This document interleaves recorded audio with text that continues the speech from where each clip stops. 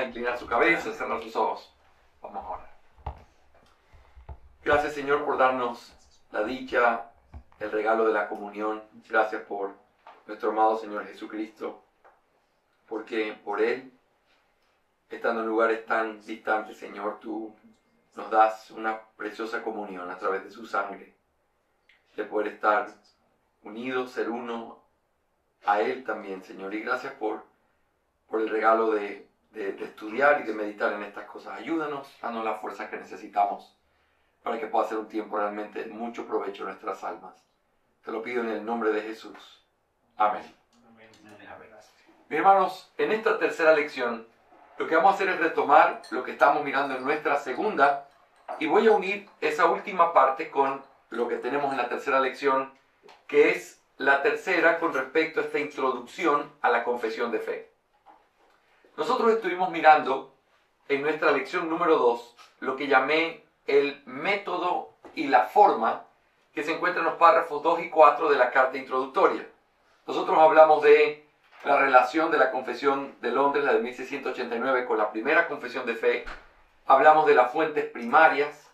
Hablamos también de los aspectos de la edición de la confesión de fe. Pero para poder cerrar esa lección y empezar la tercera, necesitamos considerar los textos de prueba. Nosotros podemos ver aquí dos cosas importantes dentro de lo que dice esta carta introductoria. Vemos por un lado el propósito que ellos mencionaron de los textos de prueba, pero también el énfasis del que ellos hablan. Cuando hablo del propósito, es importante ver, y vamos a ir aquí una vez más a la carta introductoria. Quiero mostrarles aquí lo que dice con respecto a eso. Dice: también hemos tenido cuidado de colocar textos de la Escritura en el margen para la confirmación de cada artículo de nuestra fe. Noten, hemos tenido el cuidado. Esto vamos a ir simplemente señalando. Luego dice, para la confirmación de cada artículo de nuestra confesión. Aquí está el propósito marcado. Pero luego añade, labor en la que nos hemos esforzado meticulosamente. Noten el énfasis de las palabras. Para seleccionar aquellos textos que sean más claros y pertinentes para probar lo que asevera. ¿Qué es lo que nosotros vemos aquí? Que claramente lo he tratado de poner aquí en nuestro bosquejo. ¿Cuál es el propósito que ellos utilizaron? Dice en primer lugar el hecho de que ellos lo hicieron cuidadosamente. ¿Se acuerdan? Dice, para la confirmación de cada artículo de nuestra confesión, y luego textos claros y pertinentes. Así que lo que ellos querían a través de los textos de prueba, lógicamente, es confirmar los artículos de fe. Pero hermanos, yo quiero que ustedes piensen en algo que es bien importante aquí. Los textos de prueba de la confesión de fe no son simplemente un texto en el cual aparece parte de lo que se está diciendo, o un texto donde se mencionan ciertas cosas. Si nosotros miramos el hecho de que ellos lo usaron meticulosamente, yo espero que nosotros siempre tengamos una perspectiva llena de mucha profundidad cuando vamos a tocar con un texto de prueba. No es un asunto pequeño lo que ellos han citado, lo han citado intencionalmente y lo han citado con el propósito de probar esa verdad. Creo, y creo que es el énfasis de este tema, que cuando ellos utilizaban textos de prueba, no eran simplemente versículos que decían lo que ellos estaban afirmando, sino que ellos te están invitando a mirar ese versículo, pero no solo a leerlo en la Biblia, sino a mirar toda la tradición exegética que está detrás de ese versículo. Yo me he encontrado en algunas ocasiones con ciertos textos de prueba que cuando uno los lee, uno dice, no sé cómo entender aquí lo que quiere decir. Sí, así me pasa. Y cuando te pasa eso, normalmente es porque nosotros quizás no tenemos en nuestra mente o no está sobre nuestra en la idea inmediata, lo que realmente era la discusión que se encontraba en ese pasaje, que era uno de esos textos que se usa para argumentar algo a favor de una cierta verdad. Por ejemplo, yo recuerdo hace algunos años la primera vez que me topé con este texto de buenas y necesarias consecuencias. El hecho de que nosotros creemos en que se pueden deducir verdades a partir de la verdad de la Escritura. Y el texto que se usa es un texto donde Jesús dice, porque Dios es un Dios de vivos y no de muertos. Y uno se queda ahí como diciendo, ¿cómo funciona esto? Cuando tú vas y lees el comentario, por ejemplo, de Matthew Henry sobre ese pasaje, Matthew Henry se encarga de abrir el texto y decirte, porque la Biblia no solamente se presenta de manera explícita, sino también a través de deducciones. Y te comienza a explicar la deducción.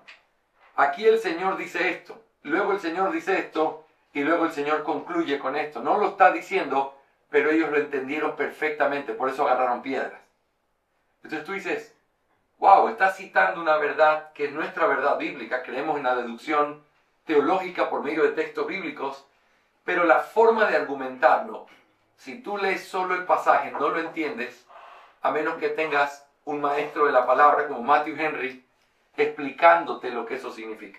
Yo quiero que todos ustedes tengan siempre en mente, si estudias la confesión de fe, recuerda, el texto de prueba es una invitación a la tradición exegética.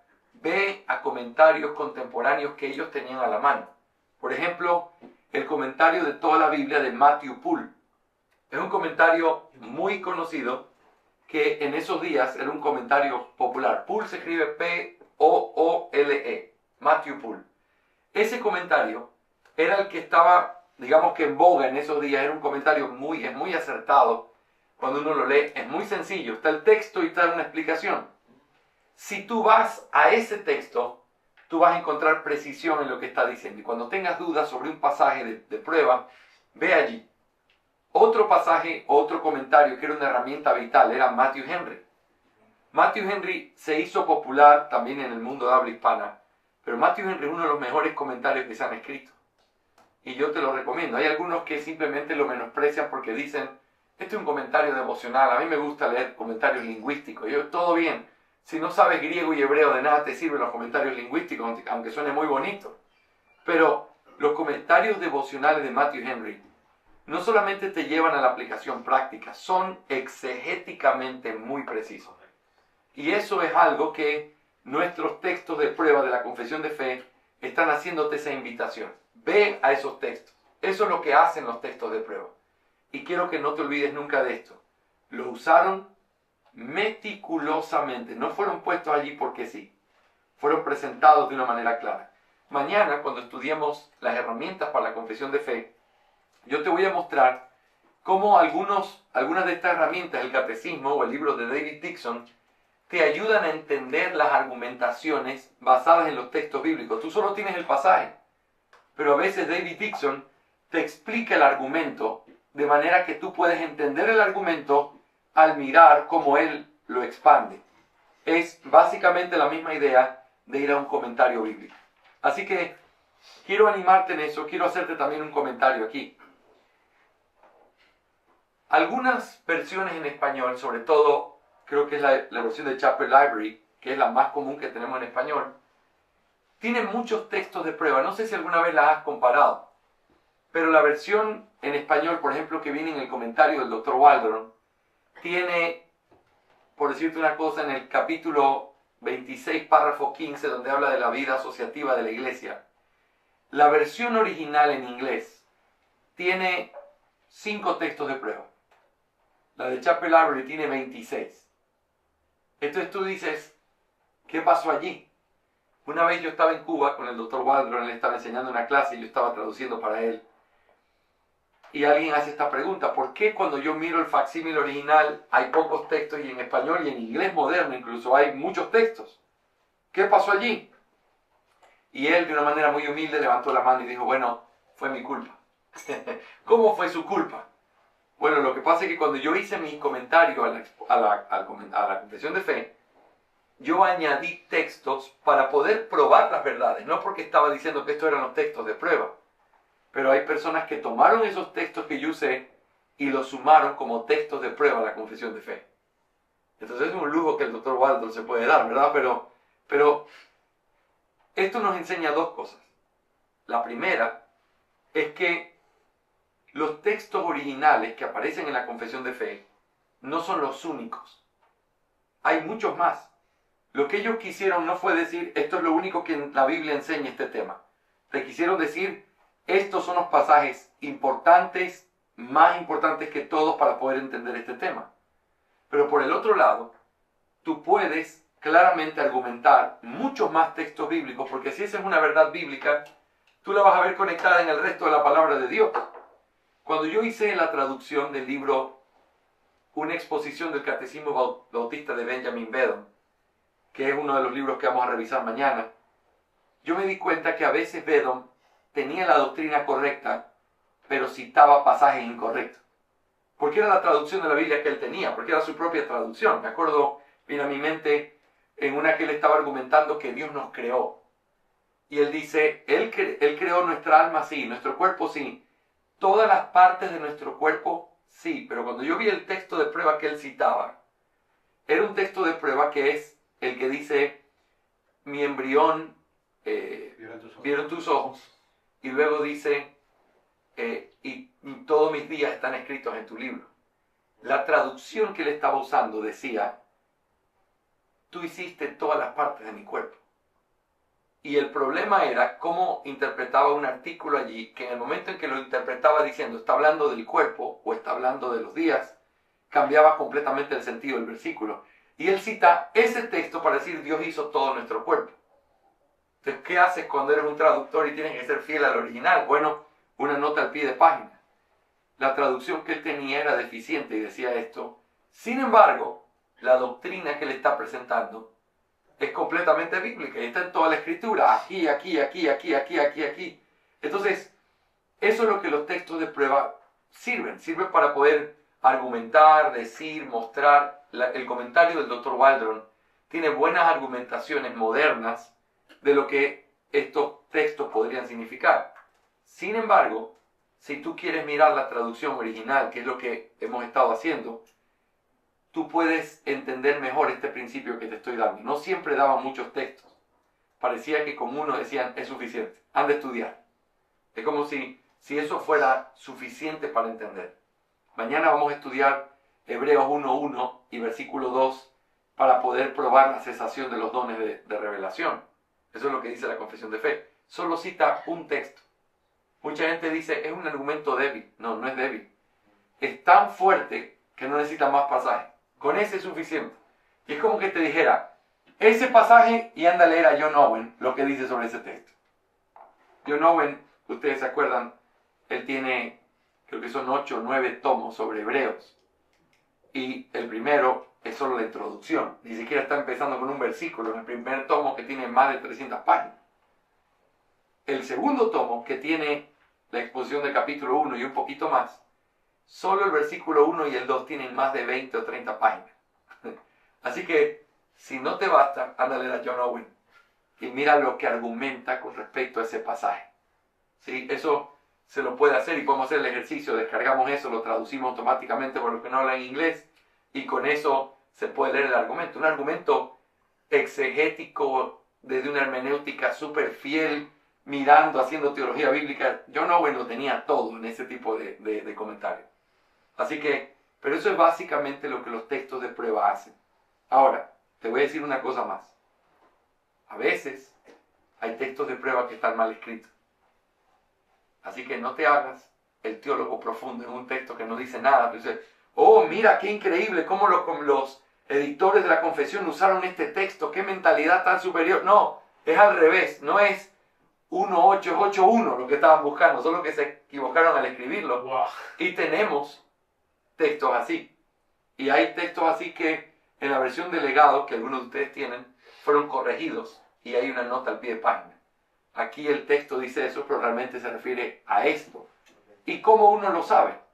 Lo sabe porque ese es el texto, así como lo que hablamos del paidobautismo. Siempre usan los mismos pasajes. 1 Corintios 7, Hechos 2, siempre igual otros principios bíblicos, porque acuérdate, esto no es un asunto que ellos estaban inventando, es algo que era claramente entendido por todos. Cuando tú lees un pasaje o un libro sobre un artículo, sobre la ley, siempre se usan los mismos argumentos. Lo que hacía la gente era ilustrarlos, profundizarlos, enseñarlos de cierta manera, pero el principio bíblico siempre es sólido y es de ciertos pasajes. Por eso, no te sientas mal cuando ves que un pasaje es usado más de una vez. ¿Por qué? Es el texto clásico para defender esa doctrina. Y eso es importante. Por ejemplo, te voy a dar un ejemplo. La supremacía de la palabra sobre todo tipo de revelación. ¿Sabes cuál es el texto clásico? Lucas, capítulo 16, donde habla del rico y Lázaro. No sé cuántas veces vas a encontrar ese pasaje, pero cuando dice que escucha a Moisés y a los profetas, no es que tú no entiendes si alguien viniera de los muertos y resucitara.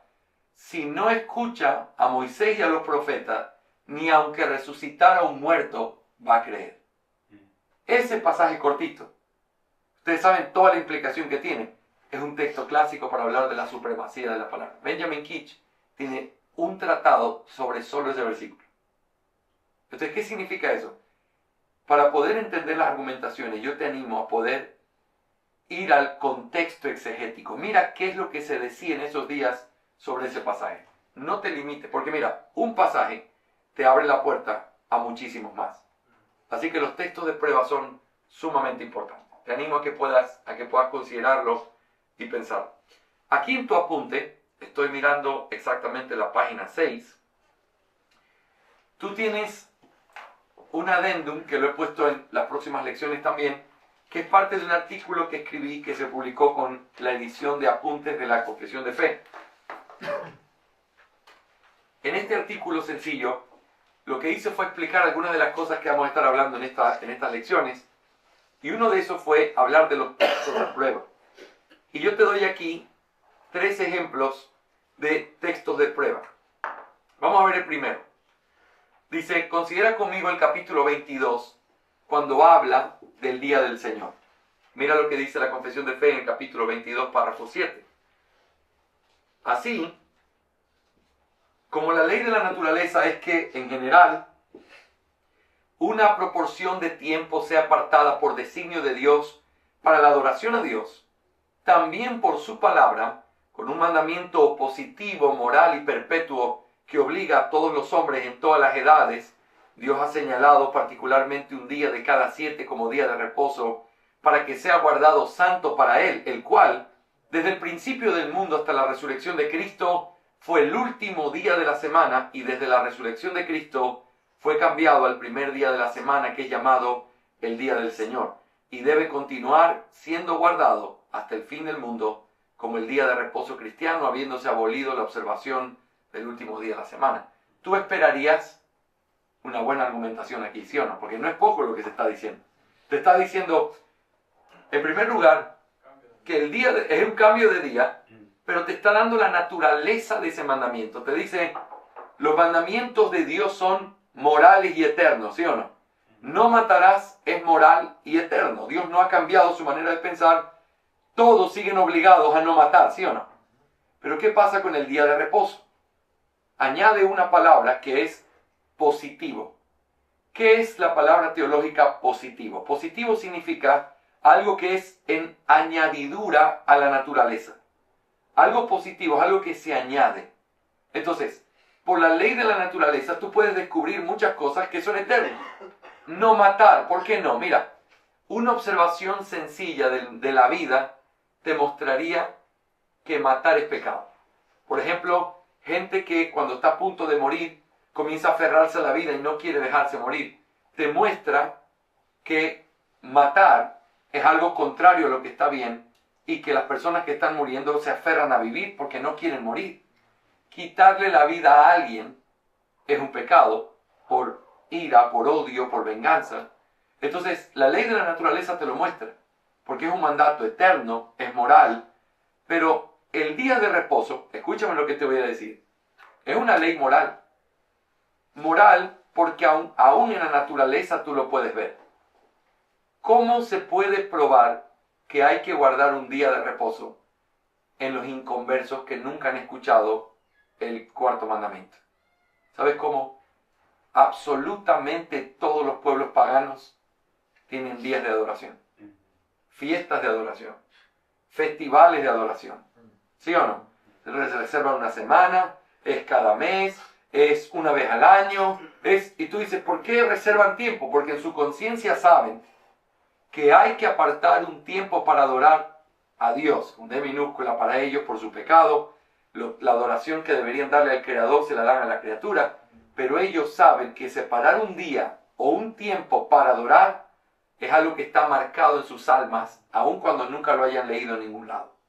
Ahora, eso es moral. ¿Qué día hay que adorar? Eso es positivo.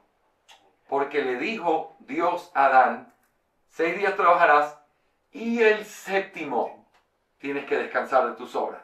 No hagas en él obra alguna. Luego Moisés lo repite, acuérdate del día de reposo, 6 días y el séptimo. El séptimo es señalado como de manera positiva, es decir, nunca hubieran descubierto si Dios no lo hubiera dicho, y Dios lo dijo. De cada 7, el séptimo tienen que descansar. Ese es mi día o el día de descanso. Muy bien. Dice nuestra confesión, esto cambia al primer día de la semana después de la resurrección de Cristo. Argumentame, porque no te puedo creer simplemente porque sí. ¿Sí o no? Entonces la confesión de fe nos da 4 textos de prueba. Mira aquí adelante. Éxodo 28, 1 Corintios 16, 1 y 2, Hechos 27 y Apocalipsis 1, 10. Si tú buscaras estos textos por separado, quizás tú no entendieras la argumentación con el texto de prueba. ¿Verdad? Éxodo 28, ya yo sé de qué habla Éxodo 28. Habla, acuérdate del día de reposo para santificarlo. 6 días harás toda tu obra, más el séptimo día de Jehová. No harás en él obra alguna, ni tú, nadie dentro de tu casa, porque ese día lo tienes que guardar santo para el Señor. Muy bien, ya ahí está el mandamiento. Me está recordando que es un mandamiento de los 10 mandamientos que es eterno. Pero ¿por qué me cita 1 Corintios 16, 1? ¿Por qué me cita Hechos 20? ¿Y por qué me cita Apocalipsis 1, 10? Entonces, allí es cuando si tú vas a Matthew Henry, te va a ayudar y te va a direccionar para poder mirar las implicaciones que para ellos eran ciertísimas. ¿Sabes cuál es una de esas implicaciones? 1 Corintios 16, 1 es vital, porque se está hablando allí, Pablo está hablando de cuando se recoge la ofrenda, el primer día de la semana, que es cuando la iglesia está reunida. Entonces, no te lo está diciendo, pero al citarlo, todos los comentarios que tú leas antiguos sobre ese pasaje, no solo te van a decir, esa ofrenda tenía que ver con esto, con eso y con esto, te van a decir, la implicación de este texto es que ese día era el día que la iglesia se reunía, que por lo tanto ese es el día de adoración cristiana que los apóstoles guardaban y que Pablo estaba respaldando en este pasaje. ¿Me hago entender? Entonces, ¿qué es lo que ves? Éxodo 20, la ley moral eterna. 1 Corintios 16, uno de los mandamientos de la ley eterna, pero ahora de una manera diferente a como aparece en el antiguo pacto. Ya no es el séptimo, es el primer día. Hechos 27 te hace lo mismo. ¿De qué habla Hechos 27? El primer día de la semana, ¿qué es lo que iban a hacer? Iban a adorar, a partir el pan, a orar. ¿Qué hacían? Era el día de adoración de la iglesia. ¿Qué marcaba ese día? Marcaba que ese era el día que ellos entendían que se debía adorar al Señor. Pero luego está Apocalipsis 1.10. Otra vez, anda a Matthew Henry, tómalo como tarea de verdad. Anda a Matthew Henry, Apocalipsis 1.10. Es donde dice, y yo Juan, estando en el Espíritu, en el día del Señor. Oh, ¿qué significa eso? ¿Por qué nosotros le llamamos el día del Señor al domingo? Porque él dice, el día del Señor implica que es el día que le pertenece a Él. Todos los días son de Él. Pero aquí Juan está haciendo una distinción, porque él hubiera dicho, estoy en uno de todos los días que le pertenecen a Él porque todos los días son suyos. Él no habla así. Estando yo en el día del Señor. Juan está afirmando que había un día, aunque todo le pertenece a Él, había un día particular que era el que Él había designado para sí mismo. ¿Y cuál era este día? Evidentemente no era el día sábado donde se hacía reposo judío, sino que hay una conexión directa con el día que resucitó, el día que el Espíritu Santo descendió, el día que Él ascendió, el día que la iglesia se reunía, el día que Él dice, este es mi día. Así que la argumentación va conectada. Lo que le estoy diciendo es la explicación de los textos. Si tú lo lees solo dirías, ¿y ahora cómo es esta explicación aquí? Mira la cadena utilizando comentarios que te ayuden a entender qué es lo que significan estos versículos o qué es lo que implicaba lo que estos versículos quieren decir. ¿Me hago entender? Muy bien, hagamos uso de otro ejemplo. Primero a los Corintios 10, 16 es el texto que se utiliza de prueba o uno de los textos en el capítulo 30, párrafo 1. Mira lo que dice. La cena del Señor fue instituida por Él la misma noche en que fue entregado, para que sea observada en sus iglesias hasta el fin del mundo, para que se haga memoria perpetua y se proclame el sacrificio de sí mismo en su muerte, para confirmación de la fe de los creyentes en todos los beneficios de esta, para su alimentación espiritual y crecimiento en Él, para un mayor compromiso de ellos en y con todos los deberes que deben a Él, para que sea un vínculo y una prenda de la comunión de ellos con Él y entre ellos mutuamente. El texto que aparece así. Primero los Corintios 10, 16, 17 y 21. Y se argumenta específicamente en la frase que dice, para que sea un vínculo y una prenda de la comunión de ellos con Él y entre ellos mutuamente. Ahora, este es un pasaje clave y les voy a explicar por qué. Si uno lee este pasaje quizá no nos diga mucho. Voy a leerlo. Mira lo que dice. Primero los Corintios 10, 16. Mira lo que dice el texto.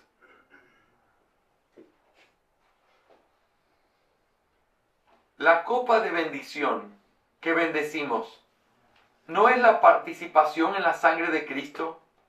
El pan que partimos ¿no es la participación en el cuerpo de Cristo? Puesto que el pan es uno, nosotros, que somos muchos, somos un cuerpo, pues todos participamos de aquel mismo pan. Luego aparecía el versículo 21. No podéis beber la copa del Señor y la copa de los demonios. Y quiero que notes esto. No podéis participar de la mesa del Señor y de la mesa de los demonios. La palabra participar es la palabra clave aquí. Y en el versículo 16, palabra aparece otra vez. Participar. ¿Qué significa eso? Es tener comunión. Tener comunión. Ahora, quiero que todos me sigan, préstenme muchísima atención aquí.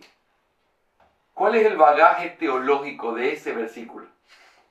Bueno, ¿quién se acuerda cuál era la gran discusión sobre la cena del Señor que hubo en el tiempo de la Reforma? Al punto de que conocemos la historia de que Zwingli y Lutero, Zwingli le dio la mano y Lutero no le quiso dar la mano y se fueron distanciados, aunque tenían acuerdo en todo, menos en eso. ¿Cuál era la discusión? ¿Alguno se acuerda o está familiarizado con la discusión de la cena del Señor en lo que Lutero veía diferente a la Iglesia Católica Romana, lo que Zwingli veía diferente a Lutero y lo que Calvino vio mejor que Zwingli con respecto a eso? ¿Alguno se acuerda un poquito de la discusión? La presencia, la transubstanciación. Es correcto. Es la presencia de Cristo en los elementos de la cena, pero la pregunta de fondo era esta. ¿Qué tipo de participación hay en la cena del Señor con Cristo? Porque claramente el texto dice que nosotros participamos del cuerpo de Cristo, tenemos comunión. ¿Qué significa eso? Y luego dice que estamos participando con Cristo por medio de la cena. No hagan eso, porque el que hace lo de los demonios participa con los demonios, tiene comunión con ellos. Ustedes háganlo con respecto a Cristo. ¿Cuál es la discusión? Bueno, si tú lees a los reformadores sobre este punto, por supuesto, no siguieron a Lutero. Y de hecho, ni siquiera tanto a Zwinglio, hasta donde se quedó Zwinglio, sino que abrazaron una visión mucho más profunda. Déjenme resumirla de esta manera. El catolicismo romano dice, uno tiene comunión con Cristo a través de los elementos porque los elementos se convierten en el cuerpo. Entonces, cuando tú lo comes, es una participación física. Te estás comiendo el cuerpo de Cristo. ¿Y qué participación más profunda puedes tener que el hecho de que esté dentro de ti? Cuando los luteranos, o Lutero específicamente, dijo, no es una transformación, eso es una abominación porque Cristo fue sacrificado una vez y no más. Él dijo, no es físico, es espiritual. Ok, explícame qué significa eso. Entonces él dijo algo como, es que el cuerpo de Cristo no está, no es el pan y el vino, pero está sobre, a los lados y en medio de.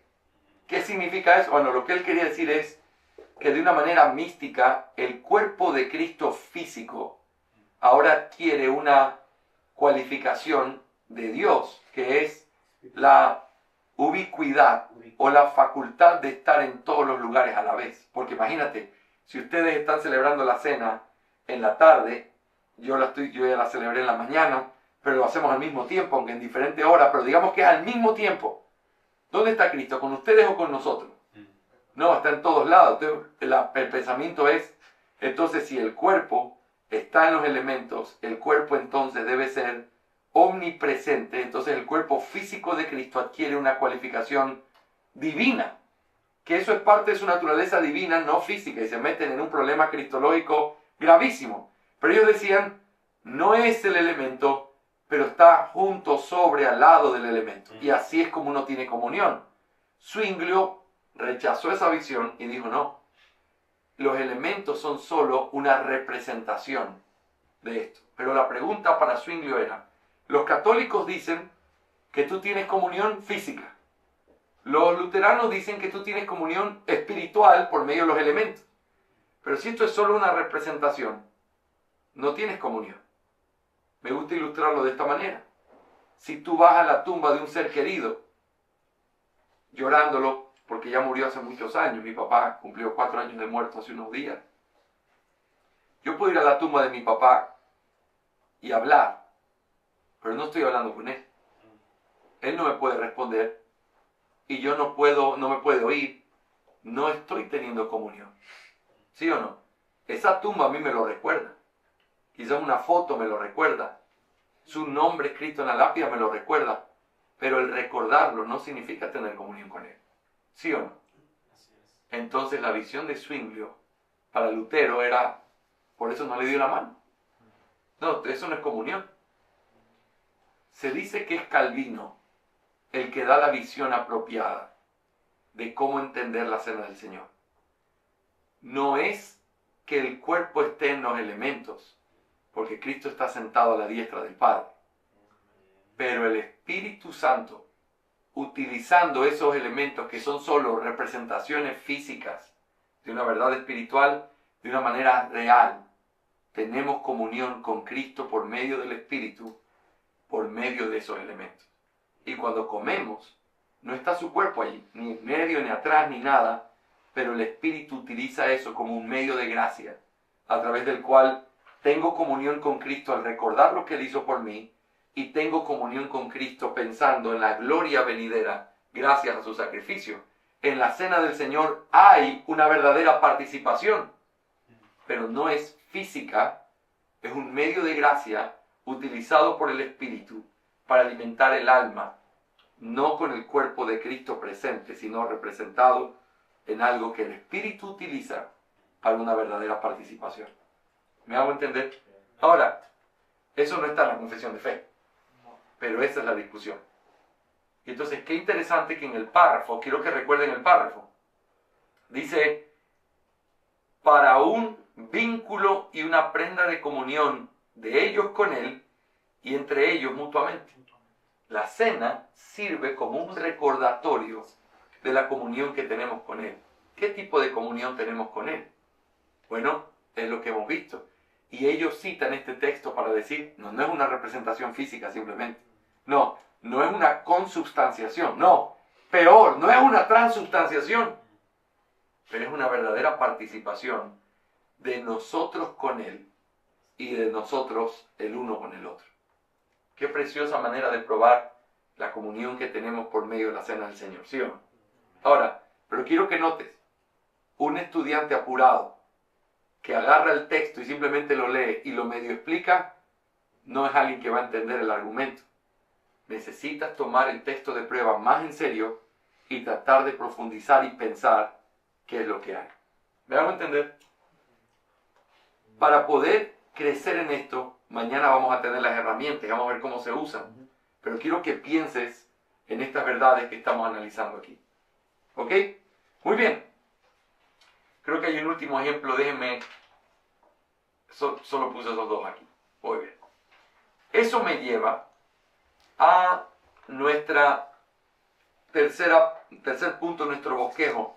Les he dicho y estamos mirando la carta introductoria a través de estos puntos principales. Vimos el contexto histórico en el párrafo 1, ¿verdad? Vimos el método y la forma en los párrafos 2 al 4, que es lo que acabamos de terminar. Vimos las fuentes primarias, vimos también la interacción con la Confesión de Saboya y la de Westminster, vimos todo eso, vimos también los textos de prueba. ¿Estamos claritos hasta aquí, mis hermanos, o no? ¿Sí? Estamos introduciendo, pero para mí es bien importante que introduzcamos claramente. Eso me lleva a la última cosa que nos dice nuestra carta introductoria, que va de los párrafos 5 al 7, que no es otra cosa que lo he llamado el espíritu de la confesión, de la segunda confesión bautista de fe del hombre. Por cierto, como un paréntesis, este es el nombre técnico. Segunda confesión bautista de fe del hombre. Uno puede decir la confesión bautista de 1689, es la forma más común de llamarla, pero este es el nombre técnico. Segunda confesión bautista de fe del hombre. ¿Ok? Muy bien. Entonces, eso nos lleva a considerar este espíritu que básicamente al leer los párrafos vamos a mirar dos cosas. El espíritu de paz que había en ellos y la preocupación pastoral que había en ellos. Mira conmigo este párrafo número 5 aquí en nuestra lectura. Y aquí empieza con eso. Mira el párrafo que dice, hay algo más. ¿Le pusiste el numerito a los párrafos o no? Sí, claro. Muy bien, buen trabajo, sus estudiantes fieles. Eso te ayuda a orientarte y quizás tú puedas hacer un mejor desarrollo que lo que yo estoy haciendo. Lo que yo he querido es mostrarles que en esa carta hay mucho que la gente se pierde cuando no la estudia, cuando no la lee. Pero aquí hay pistas que nos ayudan a introducirnos al texto. Así que mira los últimos 3 párrafos que aparecen allí, que son 5, 6 y 7. Dice, hay algo más que profesamos sinceramente y deseamos fervientemente que se nos reconozca, a saber, que la contienda está lejísimos de nuestros propósitos en todo lo que hemos hecho en este asunto. ¿Qué sienten al leer esas palabras? Que quieren paz. Ellos no estaban buscando el conflicto, ellos no querían separarse de nadie. Y esperamos que la libertad de un franco despliegue de nuestros principios y la apertura de nuestros corazones a nuestros hermanos, junto con los fundamentos de las Escrituras en los que nuestra fe y práctica se apoyan, no nos sean negadas por ninguno de ellos, ni se lo tomen a mal. Todo nuestro propósito se verá cumplido si podemos obtener la justicia de ser medidos por nuestros principios y nuestra práctica, y en el juicio que otros hagan de ellos, conforme a lo que hemos publicado ahora. Lo cual el Señor, cuyos ojos son como llamas de fuego, sabe que es la doctrina en la que con nuestros corazones debemos creer firmemente y a la que debemos conformar nuestras vidas, esforzándonos sinceramente. Pregunta, mírenme un segundito acá. ¿Por qué creen que tienen que enfatizar tanto que esto es lo que nosotros creemos? ¿Por qué? Una vez más, ¿no? Porque se relacionaba a estos hombres con aquellos hombres que han hecho tanto mal desde tanto tiempo, ¿no? Y cuando trataron de defenderse la primera vez, lo que le dijeron fue, lindo, si eso fuera verdad, ustedes serían nuestros hermanos, pero ustedes mienten allí. Y ellos están diciendo, esto es lo que creemos, el Señor sabe. Y habla de una manera tan fuerte como diciendo, sus ojos que son como llamas de fuego. Él es el juez justo, Él sabe lo que estamos haciendo. Entonces, a mí me encanta pensar, hermanos, ellos creían en la verdadera unidad de la iglesia, ¿sí o no? Pero ellos creían también en la importancia de afirmar sus distintivos. No creo que nadie se pueda ofender, dicen ellos, porque hemos hablado con franqueza en aquellas cosas que nosotros creemos. Y hemos hablado con respeto, pero esto es lo que creemos. Pero por el otro lado, hemos abrazado casi todos los párrafos y capítulos y la misma estructura, incluso las mismas palabras, para mostrar que es muchísimo el acuerdo que tenemos. Pero aquí hemos hablado con bondad, con amor y con franqueza. Por favor, que nadie se resienta por tomar nosotros esta libertad. ¿Qué manera tan madura de pensar, ¿sí o no? Esa es una forma importante de relacionar. Carlito. Pero al mismo tiempo una palabra o una característica que me resuena mucho de ellos, aunque no los conocí, pero me siento muy tocado, es la humildad. Sí. Necesita mucha humildad para llegar a ese punto. Es correcto. Es correcto. Cuando uno piensa, hagamos una reflexión en eso, porque esto es clave, hermano. Si yo puedo transmitirles de manera pastoral esto, realmente hemos ganado mucho de nuestra verdadera esencia, de nuestra fe. Hermanos, ¿qué es lo que te lleva a pensar que tú eres mejor que otros? El pecado, la soberbia. También tu ignorancia. Porque si tú tienes una mente llena de la palabra, lo primero que tú sabes es que todos nosotros seguimos luchando con remanente de pecado, ¿sí o no? El remanente de pecado, ¿cómo influye nuestra interpretación de las Escrituras? Bueno, que no entendemos todavía como un día vamos a entender. Que estamos todavía en una lucha. Que es probablemente que tengamos puntos ciegos en alguna cosa de nuestra doctrina. Todo eso es probable. Entonces, si todo eso es probable, ¿cómo puedo yo simplemente decir, esto es absolutamente? Ahora, al mismo tiempo, aún siendo consciente de mi incapacidad y de mi limitación, tengo la obligación de decir, esto es lo que dice Dios, ¿sí o no? Pero mientras afirmas, claramente lo haces con lápiz, siendo consciente de tu propia incapacidad. Pero por el otro lado, y finalmente, ¿qué tienes que no hayas recibido? Y si lo recibiste, ¿por qué te jactas como si fuera tuyo? Entonces, aún la doctrina y el entendimiento de ciertas verdades es un regalo de la gracia de Dios para nuestras vidas, ¿sí o no? Amén. No podemos olvidarnos que un día no entendíamos lo que hoy entendemos. Que un día no veíamos como hoy lo vemos. Y que si hoy lo vemos, fue Dios quien hizo la diferencia. Amén. Entonces, eso me lleva a mirar con misericordia a los que están mirando mal. Me lleva a mirar con misericordia a los que quizás no entienden bien la doctrina. Pero hermanos, es bien importante saber, nosotros no sacrificamos la verdad por la unidad, ni tampoco la unidad por la verdad. Nosotros abrazamos la verdad y la unidad y aprendemos a caminar, como una vez ilustró a alguien, como un equilibrista, en donde tienes que aprender a mantener el equilibrio para no caerte a derecha ni a izquierda, porque es un arte aprender a ser claros en lo que creemos y aprender a tener comunión con todos los que nosotros podamos. Amén. Cuando alguien pregunta cuál debería ser nuestra relación con ministerios preciosos aquí en Europa, Pilar está aquí Endos, ¿cuál debería ser? La de, si son tus hermanos, que lo son, sí lo son, ten una relación profunda con ellos y busca verdadera comunión. Busca una unidad verdadera, porque es tu responsabilidad. Pero por el otro lado, no sacrifiques la verdad por eso. No es que a ellos no les gusta que uno sea muy confesional, entonces yo me guardo la confesión antes de llegar a la reunión. Claro. O yo dejo de hablar de este tema para que nadie se sienta raro.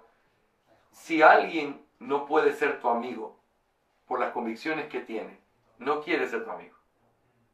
Porque si alguien es tu amigo y tú eres amigo, te vas a mostrar amoroso, tierno.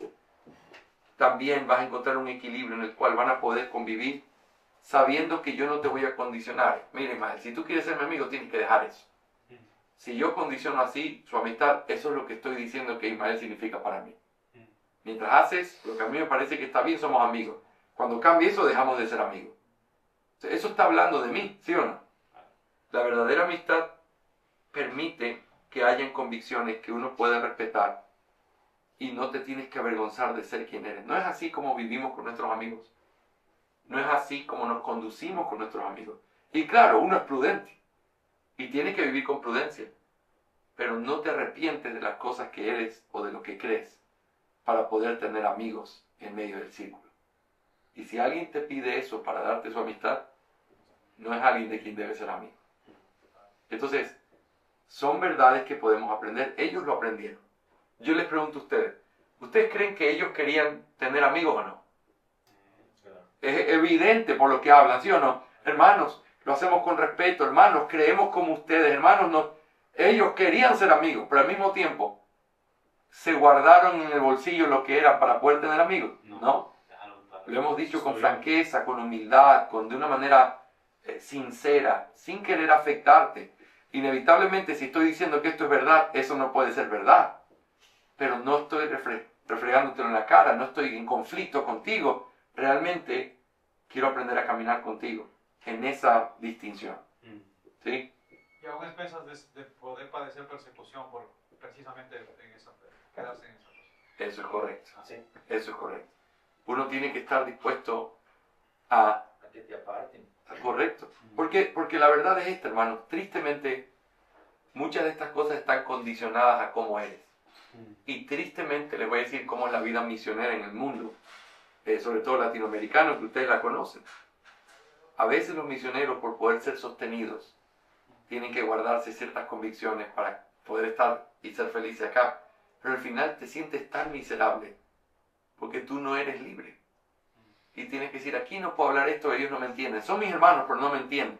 Y les digo algo, hay espacio para eso.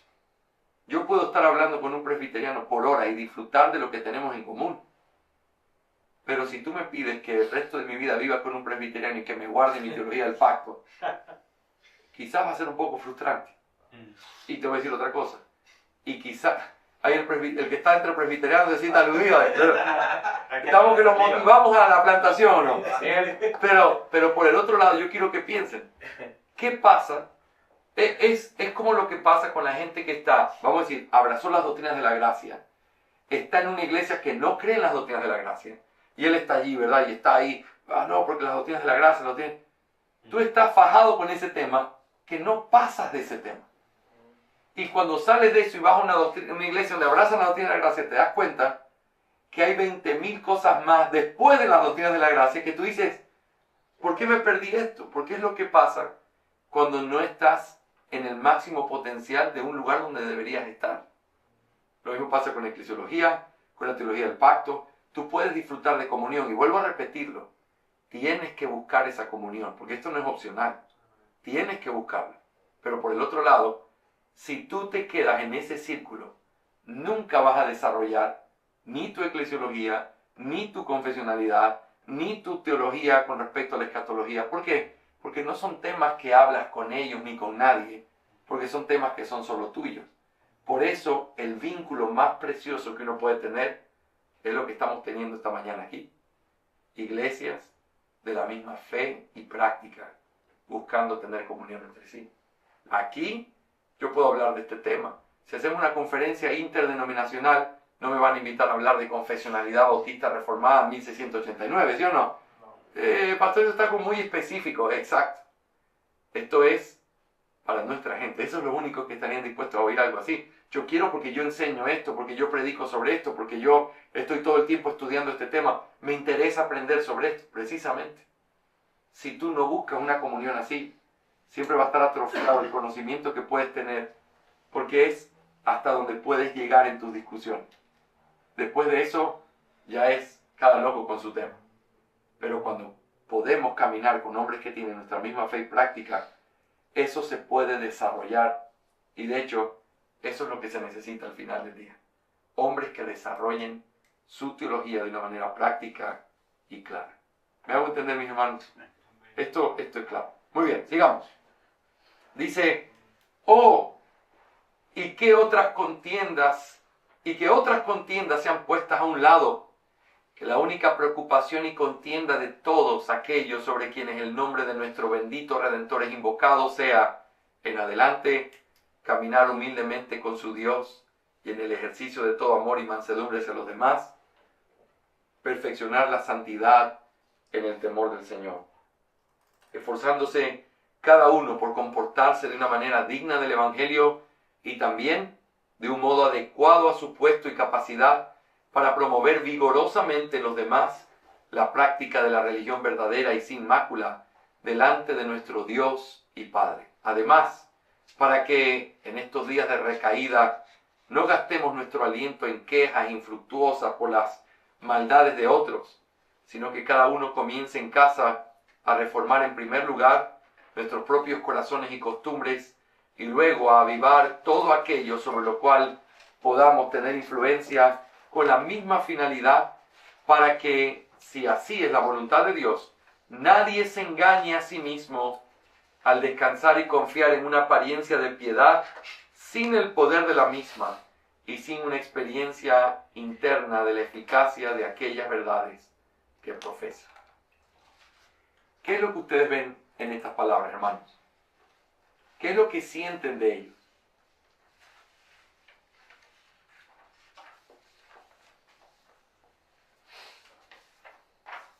¿Alguno? Humildad, unidad. No, pero un deseo de hacer avanzar no tanto mi posición teológica, sino el reino de Dios. Correcto. Ellos están pensando de una manera de iglesia universal. Y lo que están pensando es, y piensen, en estos tiempos de gran recaída, ¿qué es lo que están viviendo en esos años? En el año 1689 sucedió en Inglaterra algo que no había sucedido nunca. Se dictó un acta de tolerancia en donde se le dio libertad a las iglesias. Por eso ese fue el año en que se reunieron en la primera asamblea, porque aunque esta confesión fue hecha en el 77, no se podían reunir, vivían persecución. Y entonces ellos están diciendo, estamos tratando de sobrevivir como cristianos. Estamos siendo combatidos en nuestra fe, no que el bautismo, que no el bautismo, no. De si eres cristiano o no, tus hijos están siendo arrastrados por una cultura donde se nos persigue por ser cristianos. Hermanos, no es nuestra intención crear divisiones entre nosotros. No es nuestra intención el conflicto, es debilitar la fuerza del ejército que tenemos, que es uno solo. Lo que queremos es buscar fortaleza espiritual y que busquemos piedad. Yo quiero que notes aquí, estamos en la carta introductoria de un tratado teológico, ¿sí o no?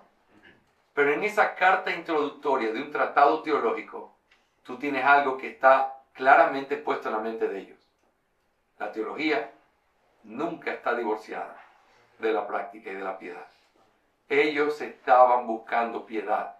Ellos decían, no queremos que alguien se ponga a discutir sobre el bautismo o sobre estos temas en los que pensamos diferente y que termine dándose cuenta en aquel día del juicio final que su piedad era falsa. ¿De qué serviría?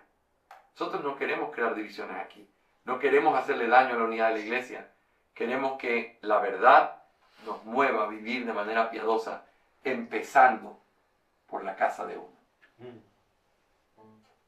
Hoy amanecimos con la triste noticia de que un pastor muy amado en Brasil, muy amigo de Paul Washer, acaba de renunciar al ministerio. No cometió un pecado de adulterio, no cometió robar, nada de eso. Pero él dice, en un video, lo acabo de ver, lo hizo público, él dice, yo fracasé en otras cualificaciones. Y entre las otras que habló de gobierno en la iglesia, etc., él dijo, el descuidar a mi familia. Qué triste. Y me alegro por él porque está a tiempo de proteger a su familia y hacer las cosas bien. Pero qué triste que nosotros podamos volcarnos en eso, olvidándonos que el verdadero movimiento reformado en Europa, está en la casa de ustedes. Está en sus cultos familiares, está cuando abren ese catecismo e instruyen a sus hijos, está en el tipo de familia que ustedes quieren tener para modelar delante de otros. Estoy cansado de jovencitos cabeza hueca que hablan un montón de cosas y no tienen nada de piedad. Y que lo que se creen es, yo ya sé esto, yo ya sé aquello, yo sé esta doctrina, y lo único que crean es, si guardan el día del Señor, ellos creen que son los únicos que lo guardan bien, y entonces están señalando todo el tiempo al resto. No hacen nada en la iglesia, pero son los que critican todo lo que pasa en la iglesia. Y uno piensa, este hombre no entiende nada de teología. Dice el proverbio, el principio de la sabiduría es el temor a Jehová. Eso significa, o las características de la teología es, que el principio o la primera parte de la sabiduría empieza temiendo a Dios. Es lo primero que haces, es sacarte tus zapatos para entrar en un campo tan santo, en donde la presencia de Dios es la que está siendo expuesta delante de nosotros. Es conocer a aquel que es verdadero, infinito y fiel. Entonces, ¿cómo se pudiera hacer algo así, separando nuestra verdad de la piedad con la que nosotros deberíamos vivir? Ellos marcan esto, y quiero que te acuerdes de esto que te voy a decir ahora. Eso es algo que está profundamente marcado en la confesión de fe. A veces uno se olvida. Yo te voy a mostrar algunas cositas prácticas antes de cerrar esta lección sobre el corazón pastoral de la confesión de fe. Se podría escribir libros y libros sobre eso. Pero nunca te olvides, eran pastores preocupados por su gente, tratando de consolar los corazones, los que escribieron este tratado. Y vas a ver que cuando uno lo entiende así, las cosas cambian desde la perspectiva que tenemos, porque te das cuenta que no es teología muerta, nunca lo es. Siempre es teología y piedad de la mano, y es lo que ellos revelan en esta parte de la carta. Ahora, el párrafo número 6 habla también de algo, y todavía una forma mucho más directa. Algunos de ustedes saben, estoy trabajando en una serie que se llama Vida en Comunión, que es básicamente cómo era la vida asociativa de las iglesias en Londres. ¿Y saben cuál era una de las preocupaciones por las cuales querían hacer la Asamblea de Londres en 1689? ¿Podrías repetir lo que escuché? Sí. Estoy haciendo una serie en donde estoy estudiando los documentos de las asambleas de los bautistas particulares en la comunión de iglesias a partir del año 1689. Antes de reunirse, mandan una carta de convocatoria. Y la razón de la carta de convocatoria es el mal estado espiritual en el que se encontraban los hogares de las iglesias que ellos representaban. Eso es lo que los movió. Necesitamos hacer un ayuno, necesitamos pedir perdón a Dios. Hemos olvidado la piedad de nuestra casa. Piden perdón por cómo estaban guardando el día de reposo. Uno diría, eso es doctrina. Pero ellos creían en la vida asociativa, que es doctrina, por razones completamente prácticas. Habían iglesias que tenían hombres dotados que no los estaban reconociendo como pastores. Habían iglesias que habían dejado de ofrendar. Habían iglesias que estaban menospreciando completamente el día de reposo. Pastores que no lo estaban enseñando desde el púlpito. Hermanos, tenemos que quebrantarnos. Hagamos un ayuno nacional en todas nuestras iglesias. ¡Wow! Ese anhelo no surge de una cabeza hueca llena de teología. Surge de un corazón lleno de teología que impacta la vida. Y esa es la vida de los bautistas particulares. Y quiero que consideren eso a lo largo de todo el estudio que ustedes hagan de la confesión de fe. Déjame leerte este párrafo casi para cerrar esta clase. Ciertamente, dicen, hay una fuente y causa de la decadencia de la religión en nuestros días que no podemos dejar de mencionar e instar encarecidamente a que se corrija. Mira cómo va la cosa. El descuido de la adoración a Dios, ¿en dónde? En las familias, por parte de aquellos a quienes se les ha encomendado la carga y la conducción de estas. ¿De quién creen que estaban hablando aquí? De los pastores. De los papás. Fíjate, el hecho de que se descuide la adoración en las familias por parte de aquellos a quienes se les ha encomendado la carga. Los hombres estaban fracasando en la tarea de piedad que tenían. Y ellos, noten, escriben el principio de la confesión diciendo, esto es también para eso. Así que cuando llegues a la parte de adoración a Dios y leas cómo se debe adorar a Dios, no te olvides lo que ellos están pensando aquí. Cuando hablen del día del Señor, no te olvides cuál era su carga. No es simplemente, doctrinalmente, vamos a explicar, a ver, ¿qué posición tienes tú? No. Exacto. Aquí hay pecado. Aquí hay descuido. Esto es lo que está detrás. Recuerda, obras de misericordia, obras de necesidad, adoración. Esto es lo que tenemos que volver. Eso es lo que está detrás de esos pasos. Ahora, ¿qué más? Esto es fuerte. No puede la burda ignorancia e inestabilidad de muchos, así como la profanidad de otros, ser imputada justamente a sus padres y cabezas de hogar, quienes no los han adiestrado en el camino por el que debían andar cuando eran jóvenes. Es decir, ya que estos jovencitos se van a ir al infierno, ¿no deberían irse sus padres al infierno también? Porque son ellos los que tendrían que haberles enseñado el camino correcto.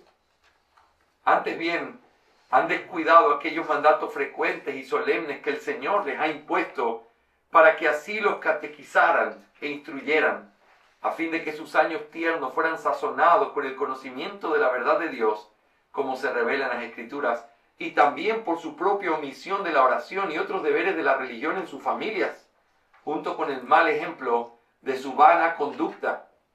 ¿Acaso no los han habituado primero al descuido y luego al desprecio de toda piedad y religión? Sabemos que esto no excusará la ceguera ni la maldad de nadie, pero de cierto caerá pesadamente sobre aquellos que así han dado ocasión para lo anterior.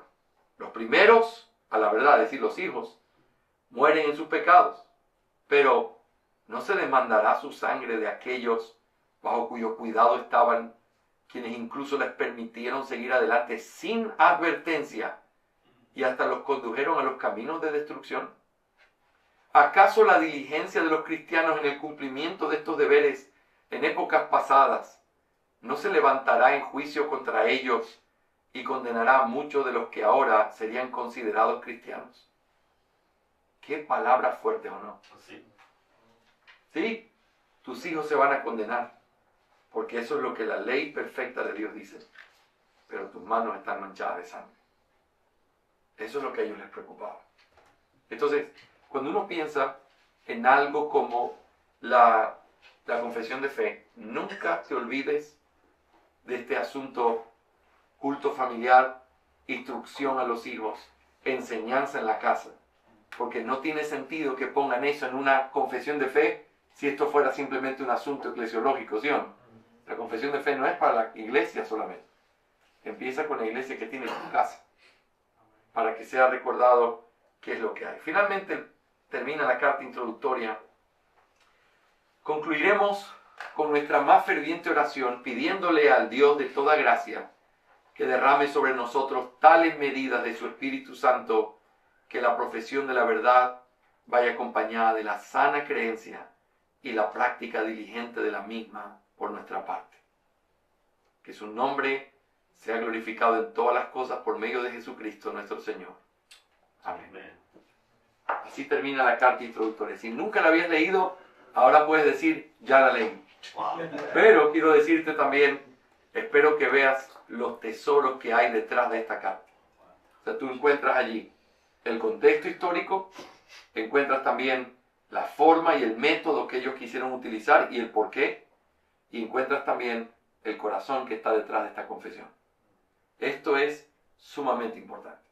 Déjame, antes de cerrar esta clase, déjame mostrarte algunos ejemplos del corazón pastoral de la confesión de fe. Tú tienes aquí el escrito que también es parte de este adendum. Quiero solamente mostrarte 2 o 3 ejemplos rápidos sobre esto. Mira, por ejemplo, el capítulo 3, párrafo 7. ¿Ok? Quiero que le prestes atención y que lo leas aquí. El capítulo 3, ¿quién me dice de qué habla? Sin hacerme trampa, mirándome a los ojos firmemente y mirando hacia el alma. ¿De qué habla el capítulo 3 de la confesión de fe? A ver, estudiante, vamos del principio. Capítulo 1, de las Sagradas Escrituras. Capítulo 2, de Dios y de la Santísima Trinidad. Capítulo 3, el decreto de Dios. Capítulo 4, la creación. Capítulo 5, la providencia. Capítulo 6, la caída. 7, el pacto, etc. Ahora, cuando tú miras los primeros 5, ojalá te acuerdes de esto que te voy a decir ahora. Quita la escritura y te quedan 4 capítulos. El 2, el 3, el 4 y el 5. Aquí se habla de la persona de Dios. Aquí se hablan de sus obras.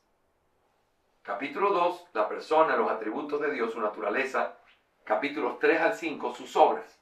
Pero esta división está dividida en 2 partes. Obras ad intra y obras ad extra. ¿Qué significa? Ad intra son las obras de Dios, pero que todavía no son obras ejecutadas, sino decretadas. Él lo decreta, es una obra porque se va a hacer, pero estudias la intención, el propósito de Dios por sí solo y sabemos que todos sus propósitos se cumplen.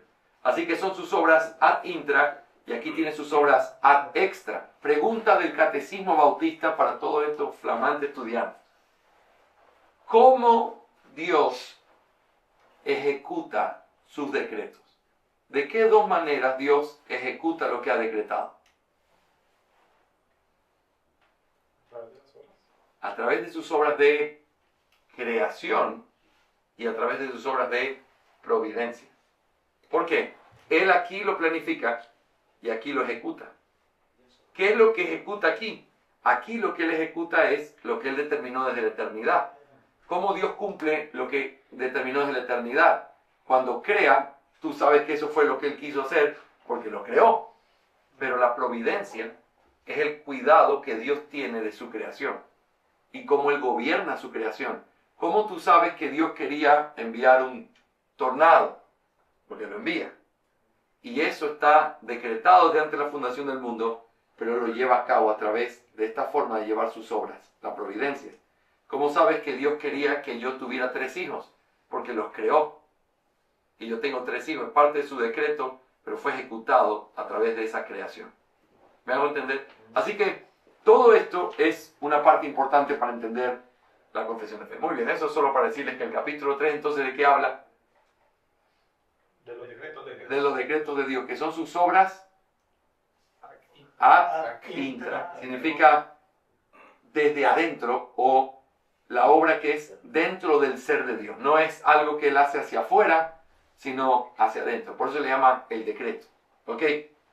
Te pregunto, ¿qué tan complejo es la doctrina del decreto? ¿Es sencilla? ¿Es difícil? ¿Qué creen ustedes? Yo no lo veo tan difícil. Bueno, ciertos puntos realmente ya uno pues, ya empieza a comprender mucho más, ¿no? Y entiende, digamos, que a pesar de los medios de gracia, a pesar de la oración y todo, inclusive a pesar de todos esos medios que el Señor nos da, Dios ha decretado todas las cosas. Y antes de que aquellas cosas se lleven a cabo, muchas de esas cosas se llevarán a cabo a través del decreto de Dios, a través de las oraciones de la gente, como medio de gracia para que esos decretos se lleven a cabo. O sea, es increíble. O sea, la mente humana es muy limitada para comprenderlo, pero es una realidad. Entonces, realmente es una doctrina misteriosa, ¿sí o no? Sí. Profunda. Que podemos, entiendo lo que dice Dani, podemos llegar a entender y explicar ciertas cosas. Ciertamente ahí tiene conceptos que son bien difíciles de explicar y que sería lindo que en algún momento podamos estudiar eso, pero son conceptos que a veces uno podría errar al blanco de una manera fácil en no explicar correctamente esas cosas. Sin embargo, es un gran misterio. Mira cómo termina el capítulo 3 con el último párrafo, que es el 7, en donde se explica de manera pastoral algo con respecto a esta doctrina. Mira lo que dice. La doctrina de este profundo misterio de la predestinación debe ser tratada con especial prudencia y cuidado, para que los hombres que estén prestando atención a la voluntad de Dios revelada en su palabra y estén rindiendo obediencia a esta, puedan, por la certeza de su llamamiento eficaz, estar seguros de su elección eterna. Así, esta doctrina proporciona motivo de alabanza, reverencia y de admiración a Dios, y de humildad, diligencia y abundante consuelo para todos los que sinceramente obedecen el Evangelio. Fíjate, no termina ahí arriba. Dios ha decretado todo inalterablemente desde antes de la fundación del siglo. Y Él entonces lleva a cabo estos decretos en todas las cosas y no hay nada que escape a su decreto. Y Dios ha escogido hombres y ángeles para poder predestinarlos para vida eterna y a otros los pasó por ahí. No se queda allí. Termina el 7, yo digo, está aterrizando el avión ahí. ¿Y cómo lo aterriza? Esto es un gran misterio. Y tiene que ser tratado con prudencia y con cuidado. No es una doctrina para tratarla superficialmente. Prudencia y cuidado. ¿Por qué? Porque si la entiendes bien, te puede traer gozo, descanso y también va a darte humildad, diligencia y te va a ayudar a seguir perseverando. Si tú entiendes mal la doctrina de la predestinación, como muchos lo hacen, se entregan al fatalismo, decir, bueno, ¿y entonces qué voy a hacer si ya Dios tiene todo determinado? O gente que dice, no, si Dios me escogió, así que no hay nada que se pierda y se tiran a dormir como si no tuvieran que perseverar o forzarse. Aquí están diciendo ellos, estos pastores, esto hay que tratarlo con prudencia. Aquí hay un equilibrio. Cuando lo entiendes bien, te das cuenta que su elección, su predestinación, no desanima tus buenas obras. Te humilla, pero te motiva a seguir perseverando. ¿A quién creen que le está hablando? ¿Los teólogos o a la gente sentada en los bancos que están con la boca abierta y los ojos brillando, maravillados con esta doctrina? Y luego los pastores dicen, esto hay que manejarlo con gran prudencia, porque puede ser de gran beneficio o puede ser un gran tropiezo para el alma de cualquiera. ¿Me hago entender? Así que ese es el corazón que nosotros tenemos de la predestinación. Ahora, otro ejemplo rapidísimo. Mira, capítulo 5, párrafo 7, está ahí como el ejemplo número 2, lo tienes aquí adelante. Dice, de la misma manera que la providencia de Dios alcanza en general a todas las criaturas, también, pero de una manera especialísima, cuida de su iglesia y dispone todas las cosas para el bien de ésta. Yo quiero que pienses por un momento. Escucha esto. ¿De qué habla la doctrina de la providencia? ¿De qué habla esa doctrina? Esa doctrina nos enseña que escuchen esto, mis hermanos, si la predestinación, si la creación es la manera en la que Dios ejecuta y crea lo que Él ha determinado desde antes de la fundación del mundo, la providencia es el cuidado que Dios tiene de todo lo que ha creado. ¿Ok? Esa es la distinción. La creación es como Dios ejecuta lo que Él ha determinado desde antes de la fundación del mundo con respecto a las cosas que deben existir. Pero la providencia es como Dios supervisa, cuida, ha establecido límites para que las cosas se hagan de manera que Él siempre tiene el control de todo lo que pasa. Amén. Ahora, esto es un tremendo misterio también. ¿Cómo puede ser que entiendo que Dios determinó que esa persona muriera hoy, pero quiero que alguien me explique cómo puede ser que entonces Dios también haya controlado que ese hombre se emborrachara, saliera a una hora que no tenía que salir, agarrara su carro estando borracho y lo atropellara? Dios también tuvo el control de todo eso. Si tú dices que no, entonces Dios no es el Dios soberano. Y si tú dices que sí, eso se convierte en un tremendo misterio, ¿sí o no? Pero Dios no es el autor del pecado, ni Dios forza a nadie. Él da libertad a las causas secundarias, es parte del misterio de la providencia. Pero es un misterio. Ahora, no nos metamos en eso ahora, es precioso y es profundo, pero quiero que pienses en el último párrafo. Otra vez, ¿qué hace con esta doctrina tan misteriosa, tan elevada, tan gloriosa? ¿Qué hace con ella? La aterriza. Y dice, de la misma manera que la providencia de Dios alcanza en general a todas las criaturas, también, pero nota el énfasis, pero de una manera especialísima, cuida de su iglesia y dispone todas las cosas para el bien de esta. Sí, te hablé del Dios que tiene el control de todo. Sí, te hablé de que nada se escapa de lo que Él ha determinado. Sí, te hablo de que Él controla y cuida su creación. Pero también quiero decirte que ese mismo control que Él hace de todo, lo hace de una manera en la que Él guía y le hace bien a su iglesia. Uno de los catecismos, cuando pregunta ¿qué es la providencia?, responde: es el cuidado paternal que Dios tiene del mundo, a través del cual busca su gloria y el bien de su pueblo. Qué increíble pensar en eso, ¿sí o no? Porque no solo que Dios controla todo, Dios todo lo usa para el bien de su pueblo. Entonces, esto es pastoral. Esto es algo que va al alma. Piensa en todos los otros ejemplos que te vas a encontrar. Piensa en la lucha de la seguridad de salvación. ¿Alguno de ustedes ha luchado con la seguridad de salvación? En el capítulo 18, párrafo 4, habla sobre que los verdaderos creyentes a veces pueden perder la seguridad de su salvación por descuido, porque viene una época de tentaciones y pueden perder su seguridad. Sin embargo, el Señor nunca los deja, nunca los desampara y les vuelve a dar esa esperanza y esa certeza de su salvación. Oigan, no están pensando en lo abstracto, están pensando en mí, están pensando en ti, están pensando en los hermanos de la iglesia. Entonces, nosotros debemos hacer lo mismo con la doctrina. Sigamos el corazón pastoral de la confesión, pero al mismo tiempo, sigamos el corazón de este principio aplicado a todo lo que enseñamos. Tú no puedes sentir alegría en tu congregación enseñando una doctrina profunda que no afecta en nada la vida práctica de aquellos que están viviendo el día a día en su negocio, en la construcción, en lo que sea que se dediquen. Si no afecta lo que estoy escuchando, no estoy aprendiendo teología.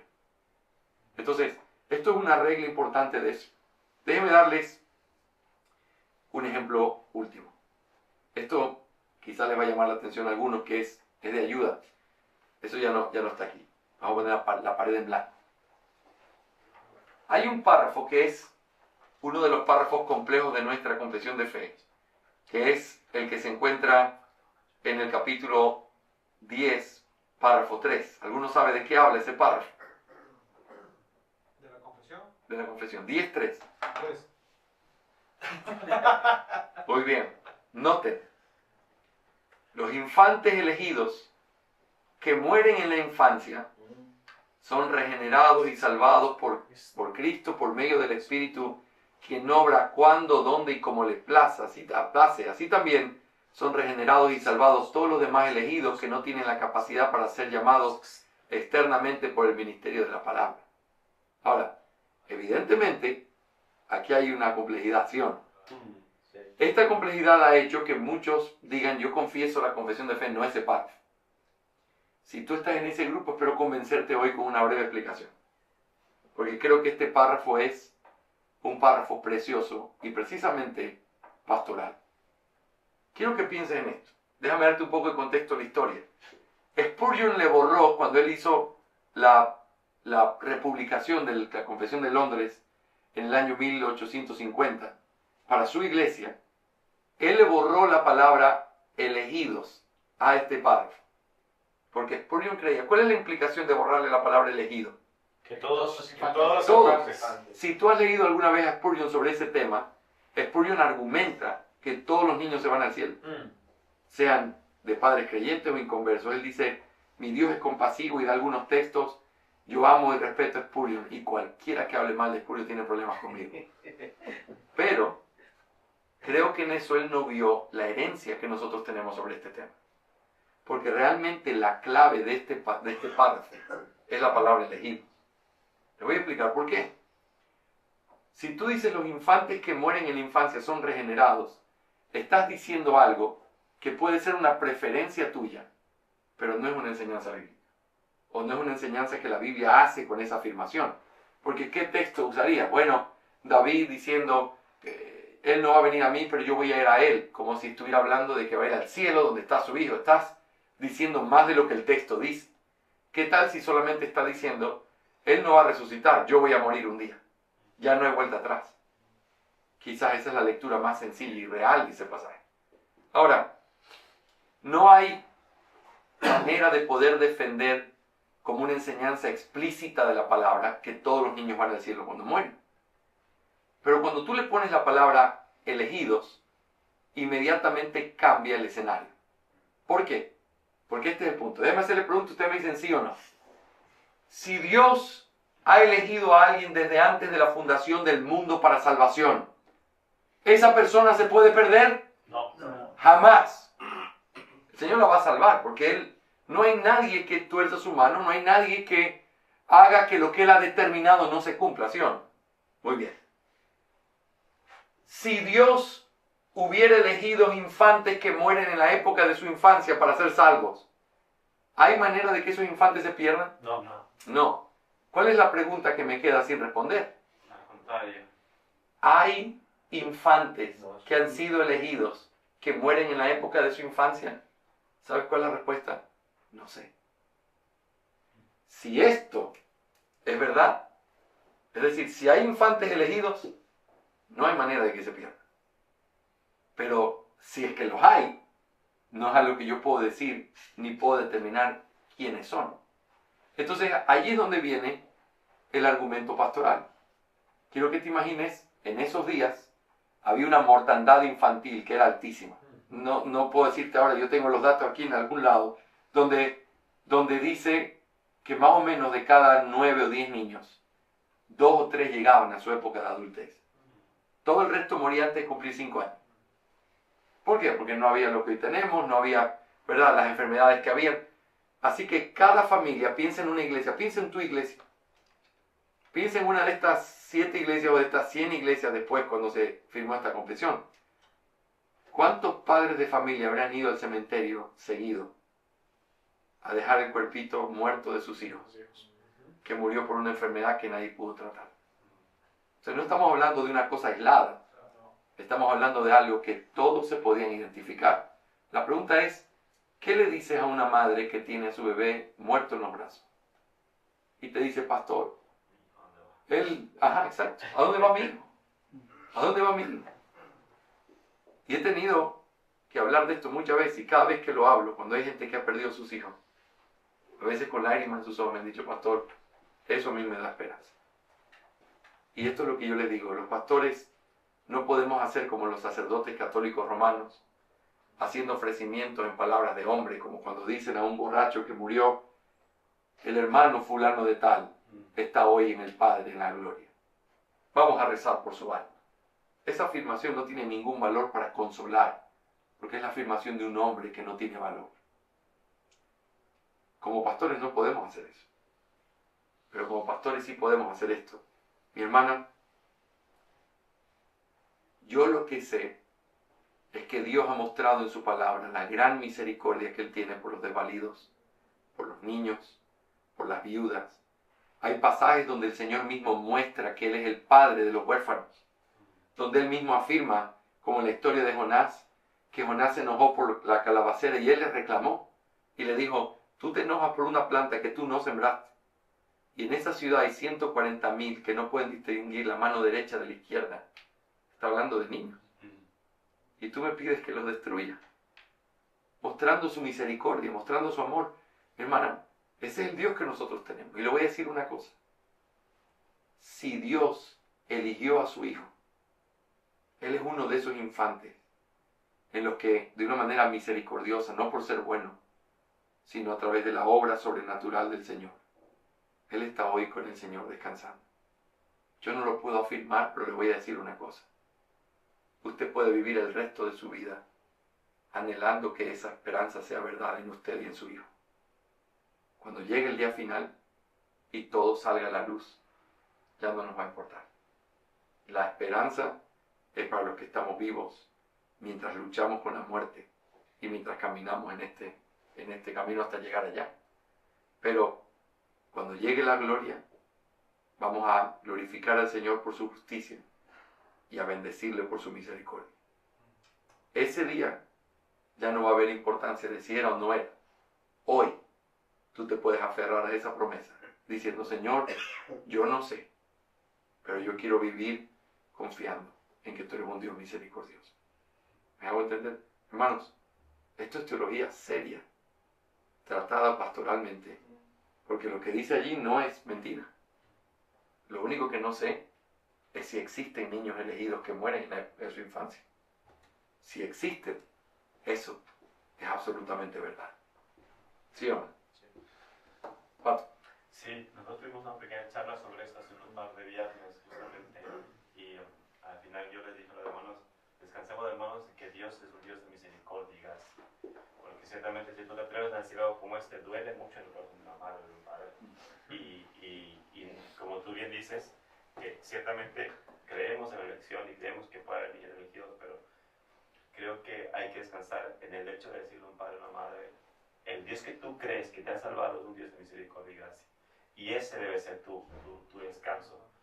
Cuando lleguemos a la gloria, hermano, quizás ni siquiera tengamos tiempo a ver esas pequeñas, porque yo les pido, hermano, porque lo que se dice del paraíso en sí, es que no habrá ni una gota de llanto ni una gota de dolor, con lo cual Dios de alguna manera en su sabiduría y perfección hará que todo encaje de tal manera que tú no sufras, si es que ese hijo no está allí. Correcto. Eso es exactamente lo que acabo de decir. Por eso creo que este párrafo es verdad. Y creo que podemos afirmarlo.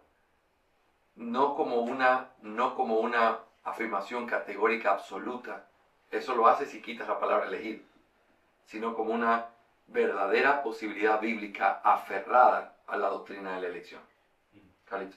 Tal vez un punto de vista sería tal vez no caer en la tentación de ser pastores que queremos consolar por conveniencia en el momento que se presenta un caso así, por ejemplo, y decir sí, no te preocupes, el Señor es misericordioso y seguramente no, sino también ser íntegros en lo que estamos enseñando, sin dejar de ser íntegros, obviamente con lo que creemos y con nuestros hermanos que están delante de nuestro y que han sido comprados a precio de sangre, no porque está atravesando un momento, nosotros podemos decir cualquier cosa. Sí. Fíjate. Y sin dejar de ser piadosos, ¿no? Por eso creo que este párrafo tiene que estar allí. Porque esto es lo que tú le puedes decir a un padre o a una madre. Le estás diciendo la verdad, le estás diciendo, no sé si tu hijo es un hijo elegido. No sé si es uno de ellos. Pero lo que yo sí sé es que si lo es, tú puedes descansar en eso. Amén. Entonces no... Hay una esperanza de consuelo ahí. Es correcto, es correcto. Mira, tú vas a ser consolado al final. Sea porque Él va a estar allí, o porque el Señor te va a dar el contentamiento que necesitas y donde lo vamos a adorar por su perfecta justicia en aquel día. Y eso es verdad. Y Este párrafo yo me acuerdo que lo puse en la iglesia, porque nosotros también tenemos el hábito de, antes de iniciar el culto formal, nosotros hacemos reflexiones del párrafo de la confesión.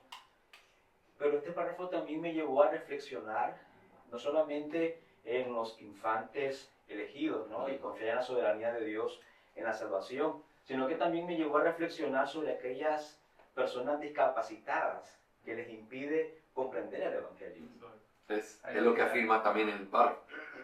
Entonces, otra vez, ¿Dios elige personas en medio de personas así? No sé. Pero si lo ha hecho, una cosa yo sí sé con toda la autoridad de la Escritura: su palabra no puede ser quebrantada. Y si Él lo eligió, no hay manera de que se pierda. Ahora, ¿por qué está aquí? ¿Por qué en ese lugar de la confesión? Porque está hablando del llamamiento. Y aquí está diciendo, esto es una excepción. Es una excepción. Porque la forma ordinaria en la que Dios llama para salvar a los que ha escogido es a través de la predicación de la palabra y el poder del Espíritu. Pero esto es una excepción que es posible si es que Dios diera este tipo de condiciones, que al final nosotros no sabemos, pero si lo es, sabemos que no son salvos por inocencia, no son salvos porque en el caso de los niños que mueren en el vientre, por ejemplo, no son salvos porque no cometieron pecado actual, como se llama teológicamente, son salvos porque se les aplica milagrosamente, sobrenaturalmente, y de una manera que no es la forma ordinaria, los méritos de Cristo Jesús, porque también por ellos murió. Si fueron elegidos, ese pecado ya fue pagado. Y aunque no puedan recibir el llamado ordinario, si es que hay hombres así, Dios los va a llamar de una manera extraordinaria. Robertito. Pastor, ¿cómo se asocia a este párrafo o los versículos que tiene de respaldo? Ahí les mando a leer Matthew Henry. No, que de qué habla precisamente esto es interesante. Miren los poquitos de textos que ponen. ¿Quién se acuerda de qué habla Juan 3? De la conversación de Jesús con Nicodemo. Correcto. ¿De qué habla el versículo 8? El viento sopla donde quiere y nadie sabe dónde va. Así es todo aquel que es nacido del Espíritu. Ese es un texto clásico y clave en la Reforma para hablar de qué. Elegidos. De la elección soberana de Dios y de que Él hace lo que Él quiere en la salvación de los hombres. Es increíble. No, es que no lo puedo, no es alguien que es generado por voluntad de hombre ni por voluntad humana. Ahora más adelante es elegido o es salvado por la voluntad de Dios. Por lo tanto, esto se aplica a un hombre viejo como Nicodemo, que para que pueda creer y entrar al reino de los cielos lo tiene que ver primero. Y eso es algo que solo Dios puede hacer. ¿Y en quién lo hace? Como el viento, donde Él quiere. Lo único que puedes hacer es ponerte cerquita para que recibas la brisa. No puedes cambiar su dirección. Entonces, esto enfatiza la soberanía de Dios. Pregunta, ¿Dios pudo haber escogido niños que iban a morir en su época de infancia para salvación, sí o no? No hay nada que Dios no pueda que sea conforme a su naturaleza. Eso es misericordia, así que claro que sí. Ahora, si Dios pudo haberlo hecho, entonces Dios lo va a cumplir porque Él lo estableció. Él es soberano. Y no hay nadie que lo cuestione y le diga, ¿qué haces? Pero está afirmando al poner los primeros versículos que no es la forma ordinaria, que no es en lo que tenemos que confiar, como para decir, no, pues el Señor va a soplar, entonces, no. El que no ve el reino de los cielos no puede entrar en él. Es necesario nacer de nuevo. El nacer de nuevo es una obra soberana. Dios la hace, Dios es soberano. La forma ordinaria es la palabra y el Espíritu, lo que dice el párrafo 1. Así es como Dios lo llama a los que Él eligió. En su tiempo señalado, por medio de su palabra y su Espíritu, lo saca de ese estado de muerte y de pecado, ¿verdad? Eso es la parte ordinaria. Esto es una parte extraordinaria, donde se le aplica soberanamente algo que ellos no pueden recibir de manera ordinaria. ¿Sí? Carlitos y Aidán. Sí, solamente tal vez una pregunta, pastor, es saber si en la confesión de Westminster hay algo relacionado con la muerte de los niños. ¿Cómo se relaciona también este tema con el bautismo? Que tal vez ellos pueden tener cierta esperanza al momento de la aspersión. Fíjate, hace unos días estábamos en la clase de membresía y uno de los estudiantes me sacó un pasaje de los cánones de Dort, en donde dice que no debemos tener temor de afirmar, es un país bautista, que no tenemos tener temor de afirmar que los infantes de los elegidos están en el cielo. ¿Por qué? Porque ellos lo conectan precisamente así. A nosotros nos ven como inconsistentes. A ver, ¿los hijos son o no son del pacto? Porque ¿cómo dice que entonces van a ser regenerados? No. Es que aquí no dice los infantes del pacto. Aquí dice Elegidos. los infantes elegidos. Que eso implica un asunto completamente no condicionado a sus padres, porque puede haber infantes elegidos que son de padres perversos. Claro. Así como podrían no haber sido elegidos los hijos de un padre creyente. Puritano. Así que no está conectado el pacto con esto. Esto afirma la soberanía de Dios, no la doctrina del pacto. Y es un asunto... Son diferentes. Nosotros lo interpretamos diferente, ellos lo ven diferente. Es interesantísimo el cómo ellos lo afirman. Quizás después podemos revisar cómo lo presenta Westminster y cómo se argumenta en otros libros que vamos a usar mañana, porque ellos lo argumentan. Y argumentan esto desde un punto de vista pactual como algo obvio. Si mis hijos son parte del pacto por ser mis hijos, son salvos y se mueren. Pero los tuyos no son parte del pacto. ¿Por qué argumentas que van al cielo? No, yo no estoy argumentando que van al cielo mis hijos. Lo que yo argumento es, si fueron elegidos, niños que mueren en su época de infancia, el Señor los va a salvar. Porque no hay nada en la tierra ni en el cielo que pueda detener su mano y preguntarle qué hace. Qué equilibrio, ¿no? Qué equilibrio. Exacto. Nuestra teología es preciosa, es consistente. Es por eso que nosotros tenemos que profundizar en estos principios. John MacArthur crea algo muy parecido a Spurgeon. John MacArthur no tiene nuestra misma fe en muchos aspectos confesionales. Entonces uno puede escucharlo y puede valorar lo que ellos piensan. Tienen sus argumentos. Spurgeon tiene argumentos, lo llena de argumentos, como él hablaba.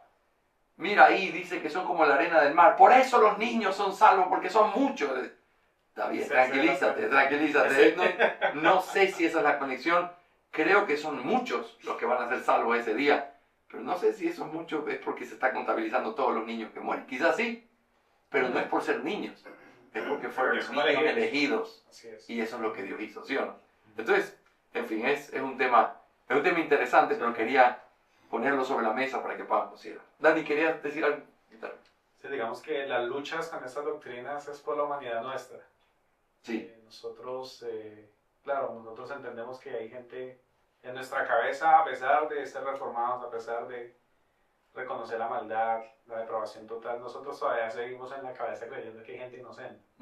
Se presentan estas doctrinas y la gente salta porque Creo que a Sproul una vez le preguntaron eso, oye, acuérdate de los inocentes, le decían, acuérdate de los inocentes, acuérdate de la gente de África que es inocente. Entonces él decía, no te preocupes por los inocentes, no te preocupes por los inocentes, que Dios va a contar con ellos. En el sentido de lo que él se refería es en el sentido de que no hay ningún inocente. O sea, la gente siempre le hace una referencia a eso, no, acuérdate que son gente inocente, pero nosotros ante nuestros ojos, quizás hay muchas personas inocentes. Sí. Y vemos un niño jugar, y decimos, no, aquí inocente. Pero delante de los ojos de Dios, de esa manera no puede ser. De la misma manera que delante de nuestros ojos hay gente buena delante de nuestros ojos.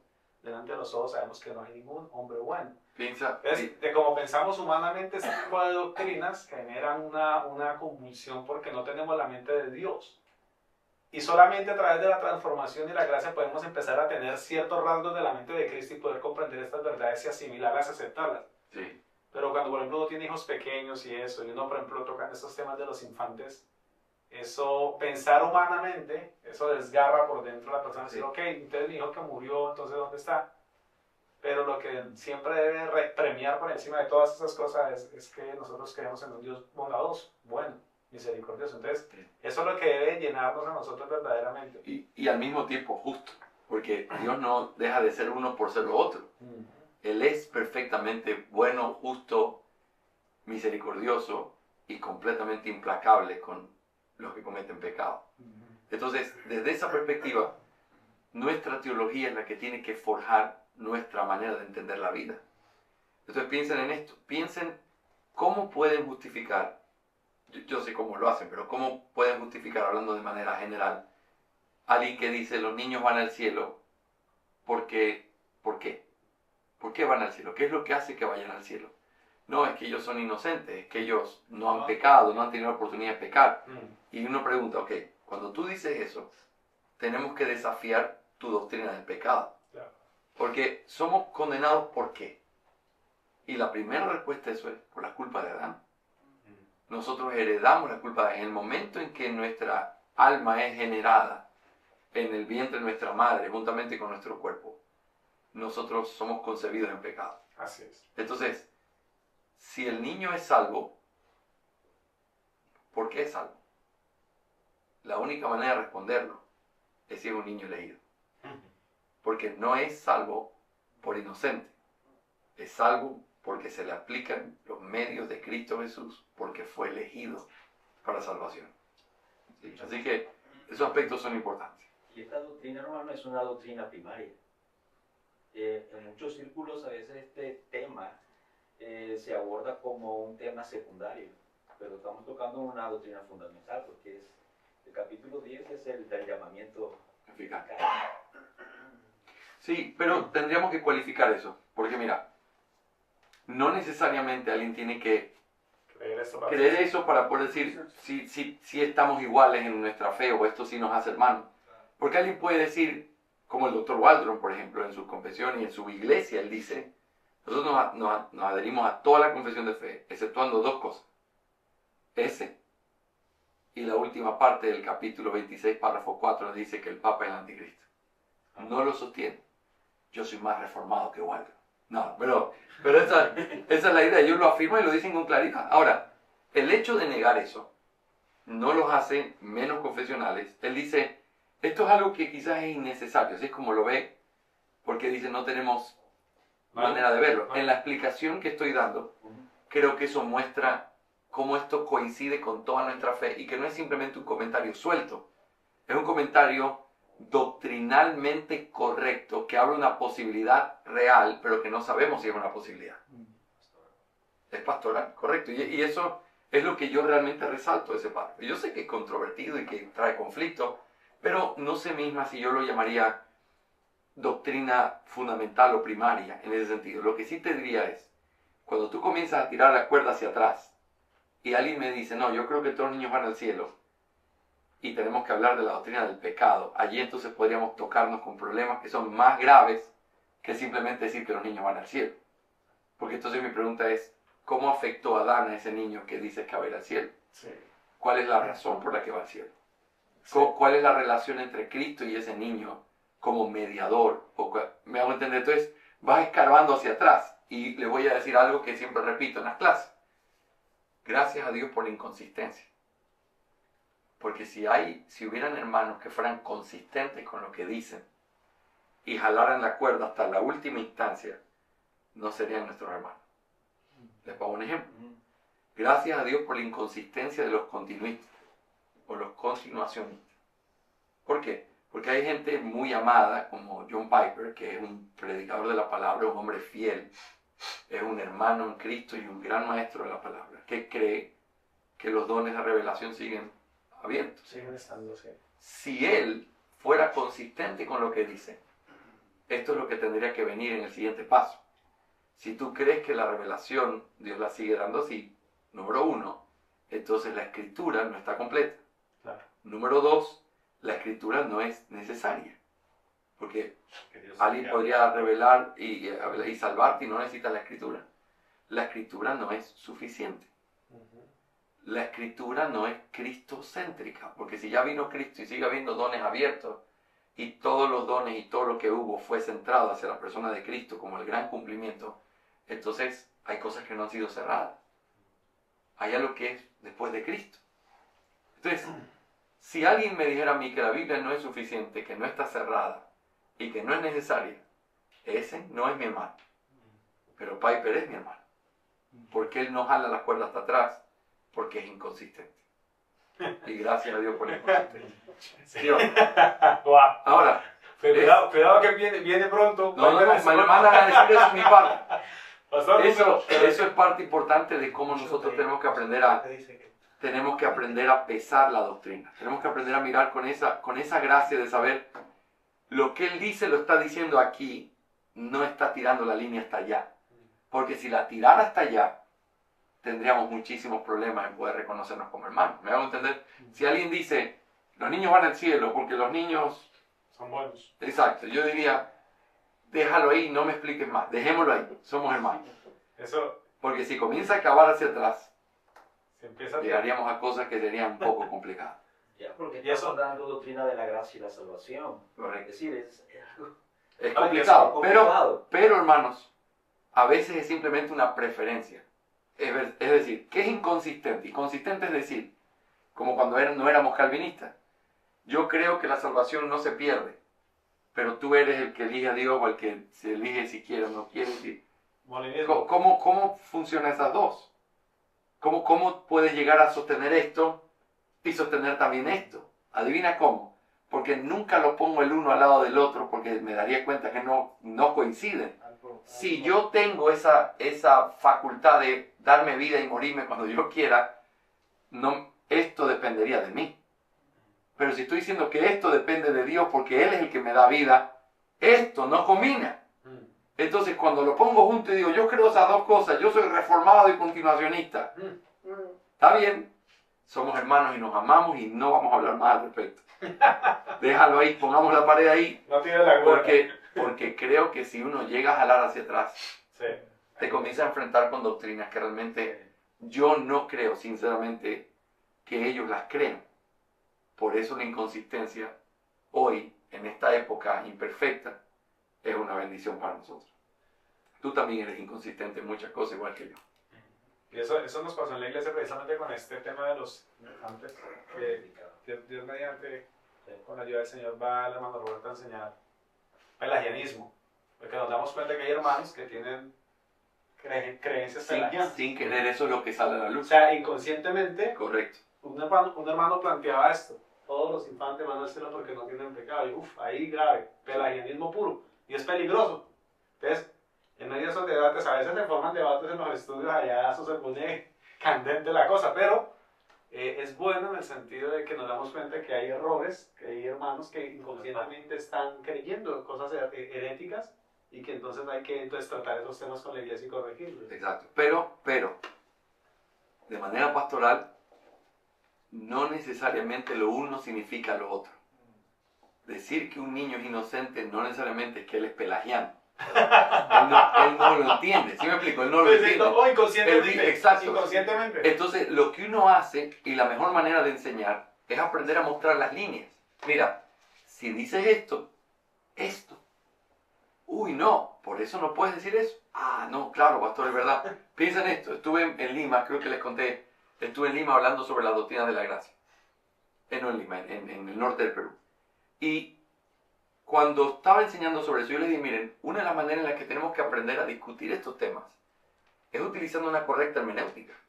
¿Y cuál es una correcta hermenéutica? Aprender a usar la analogía de la fe. Si alguien a mí me dice que Dios no sabía quiénes iban a creer y que en algún momento Él vio quiénes habían de creer y los eligió, yo tengo problemas gravísimos con la doctrina de Dios. Porque tengo que afirmar, si digo eso, número uno, que Dios no es acto puro, sino que Él se tiene que ir actualizando. Tú te actualizas cuando vas ganando o cambiando de posición porque vas aprendiendo cosas nuevas. Dios se actualiza.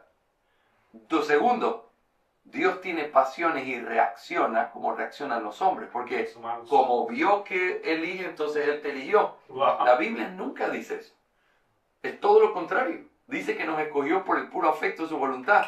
No por algo que Él vio y reaccionó, sino por algo que fluyó de Él y porque Él quiso hacerlo. Y si hay un Dios que entonces, para poder elegir, tiene que someterse a la voluntad del hombre, su soberanía está absolutamente cuestionada. Entonces, está bien, no discutamos, mira el texto, no, vamos a discutir con la Biblia completa.